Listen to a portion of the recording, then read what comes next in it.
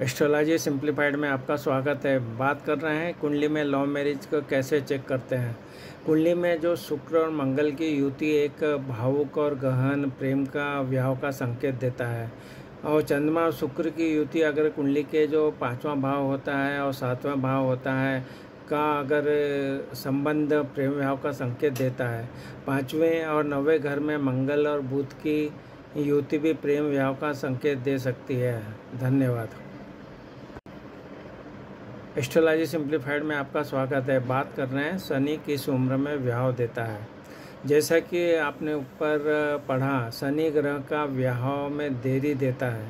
हालांकि यह देरी 28 से 30 वर्ष की आयु तक हो सकती है, इसलिए नीचे 28 और 30 वर्ष की आयु में विवाह के लिए जिम्मेदार कारक बताए गए। यदि कुंडली में शनि बुरी तरह से प्रभावित है तो ये विवाह के प्रति अरुचि पैदा करता है। धन्यवाद। एस्ट्रोलॉजी सिंप्लीफाइड में आपका स्वागत है। विवाह के लिए शुक्र को मजबूत कैसे बनाएं, इसके लिए बात करें तो अगर अपनी कुंडली में शुक्र ग्रह मजबूत बनाना चाहते हो तो शुक्रवार के दिन स्नान ध्यान के बाद विधि विधान से माँ लक्ष्मी की पूजा करें। इसके बाद चावल, चीनी, दूध, दही आदि चीज़ों का दान करें। अगर आपकी कुंडली में शुक्र का ग्रह कमज़ोर है तो शुक्रवार के दिन स्नान ध्यान के बाद में कच्चे दूध से भगवान शिव का अभिषेक करें। क्योंकि जो शुक्र ग्रह है वो शादी का कारक है, तो इसको अगर आपको मजबूत बनाने के लिए जो उपाय बताएं वो ज़रूर करना चाहिए। धन्यवाद। एस्ट्रोलॉजी सिंप्लीफाइड में आपका स्वागत है। बात कर रहे हैं कुंडली में विवाह की आयु को कैसे पता करें। यदि आपके सप्तम भाव में बुध या चंद्रमा है तो आपकी शादी जो 18 से 23 वर्ष की आयु के बीच बहुत ही कम उम्र में हो जाएगी। यदि सप्तम भाव में बृहस्पति है तो आपकी शादी 24 से 26 वर्ष की आयु के बीच होगी। अगर सप्तम भाव में सूर्य का होना यह दर्शाता है कि विवाह में देरी होगी और इसमें बहुत सी बाधाएं भी आ सकती है। ये सब बातें इस बात पर निर्भर करती है कि आपकी जो किस देश काल परिस्थिति में आप हैं उसके अनुसार इसको देखना चाहिए। धन्यवाद। एस्ट्रोलॉजी सिंप्लीफाइड में आपका स्वागत है। बात कर रहे हैं अच्छी पत्नी पाने के लिए किस भगवान की पूजा करनी चाहिए। हिंदू धर्म के अंतर्गत ऐसे कई व्रत और त्यौहार हैं जिसका संबंध शिव को प्रसन्न करने के लिए अच्छे जीवन साथी की मुराद मांगी जाती है। कामदेव को प्रेम का देवता ही माना जाता है। ऐसा उल्लेख है कामदेव की पूजा करने से किसी व्यक्ति को रिझाया जा सकता है और अपने प्रेम भावना को उसके साथ बांधा जा सकता है। धन्यवाद। एस्ट्रोलॉजी सिंप्लीफाइड में आपका स्वागत है। बात कर रहे हैं पत्नी को गाली देने से कौन सा ग्रह खराब होता है। गाली देने से जो ग्रह खराब होता है वो शास्त्रों के अनुसार बुध ग्रह के बारे में बात किया है। बुध ग्रह जो है कि वाणी और बुद्धि का कारक माना जाता है और महिलाओं को गाली देने से बुध ग्रह खराब होता है। बुध ग्रह के कमज़ोर होने से जीवन पर विभिन्न प्रकार के जो नकारात्मक प्रभाव पड़ते हैं। धन्यवाद। एस्ट्रोलॉजी सिंप्लीफाइड में आपका स्वागत है। विवाह में देरी हो रही तो क्या करें। विवाह में देरी से बचने के लिए शिव पार्वती, राम सीता, राधा कृष्ण की युगल प्रतिमा की पूजा करनी चाहिए। लड़का या लड़की जिसके विवाह में देरी हो रही है उसे शीघ्र विवाह के लिए भगवान शिव के मंदिर जाना चाहिए और माता पार्वती के साथ शिव जी की पूजा करनी चाहिए। इससे उसका लाभ प्राप्त हो गया। धन्यवाद। एस्ट्रोलॉजी सिंप्लीफाइड में आपका स्वागत है। बात करेंगे कुंडली में शादी का योग कैसे देखें। यदि कुंडली में सप्तम भाव का जो स्वामी है वो शुभ भाव जैसे कि पहला भाव, चौथा, 5वां, 9वां, 10वें में स्थित हो तो विवाह योग बनता है। यदि शुक्र और गुरु ग्रहों का आपस में शुभ संबंध हो तो भी विवाह का योग बनता है। यदि सप्तम भाव में शुभ ग्रह जैसे चंद्र, बुध, बृहस्पति स्थित हो तो विवाह के योग बनता है। यदि कुंडली में राजयोग बन रहे हैं तो भी विवाह के योग बनते हैं। तो इस तरह से आप अपने कुंडली में सरल तरीके से देख सकते हैं। धन्यवाद। एस्ट्रोलॉजी सिंप्लीफाइड में आपका स्वागत है। हम बात कर रहे हैं दो विवाहों के योग कब बनते हैं। जब भी आप अपनी कुंडली देखें तो उसमें 7वें भाव को देखना है। इस भाव के जो स्वामी ग्रह बनते हैं वो अगर पाप ग्रहों जैसे शनि, राहु, केतु या मंगल या अशुभ ग्रहों से जैसे अस्त ग्रह 6ठे या 8वें भाव का ज़्यादा ही अशुभ प्रभाव 7वें भाव और सप्तम भाव पर हो तो दो विवाह के योग बना देता है। पाप और अशुभ ग्रहों का प्रभाव विवाह जीवन को खंडित कर देता है। तो ये जानने के लिए आप अपनी कुंडली में देखें कि जो आपका सातवां भाव रहता है। इस भाव पे अगर ये जो पापी ग्रहों के बारे में बात की, शनि, राहु, केतु या मंगल की अगर स्थिति होती है तो ये भी आपको दो विवाहों के योग को बना देता है। या फिर यहाँ पे अगर कोई अशुभ ग्रह होते हैं जो कि अस्त भी हो, या यहाँ पे छठे भाव का मालिक आठवें भाव का मालिक का प्रभाव आ रहा हो या बैठे हो, तो इस तरह से जब भी सातवां भाव अशुभ प्रभाव में आएगा तो दो विवाहों के योग बना देता है। पाप और अशुभ ग्रहों का जो प्रभाव है वैवाहिक जीवन को खराब कर देता है, खंडित कर देता है। धन्यवाद। एस्ट्रोलॉजी सिंप्लीफाइड में आपका स्वागत है। प्रश्न आया है कि कुंडली में विवाह की आयु कैसे पता करें। जब भी आप अपने विवाह के आयु के बारे में जानना चाहता है तो अपने जो कुंडली का जो सप्तम भाव है उसमें अगर बुध या चंद्रमा है तो आपकी जो शादी है 18 से 32 वर्ष की आयु के बीच बहुत ही कम उम्र में हो जाएगी।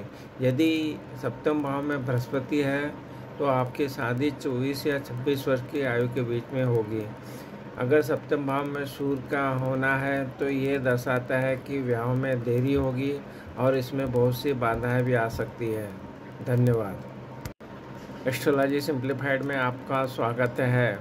हम जानना चाहते हैं कि कुंडली में लव मैरिज का योग कब बनता है। तो इसको जानने के लिए आपको जो ज्योतिष शास्त्र के अनुसार जो प्रेम विवाह का योग बनता है उसको जब देखेंगे तो आपकी कुंडली में जब मंगल राहु से या शनि से एक मिल रहा हो यानी युति कर रहा होगा, जब किसी व्यक्ति की कुंडली में सप्तम में जो सप्तम भाव का स्वामी है पर राहु, शुक्र या शनि की दृष्टि बन रही है तो तब प्रेम विवाह का योग बनता है। यह सरल तरीका है। धन्यवाद। एस्ट्रोलॉजी सिंप्लीफाइड में आपका स्वागत है। हम बात करेंगे कि कुंडली में दूसरा विवाह कैसे चेक करें। दूसरे शादी के लिए कुंडली में आपको क्या देखना है कि जो सातवां भाव जो रहता है उसको ध्यान से देखिए आप। इस भाव की जो स्थिति है जब उसमें दूसरी शादी के योग होते हैं तब उसे दूसरी शादी के भाव के रूप में जाना जाता है। इसके अलावा आप वो देखेंगे कि नवम भाव भी है दूसरी शादी के लिए महत्वपूर्ण होता है।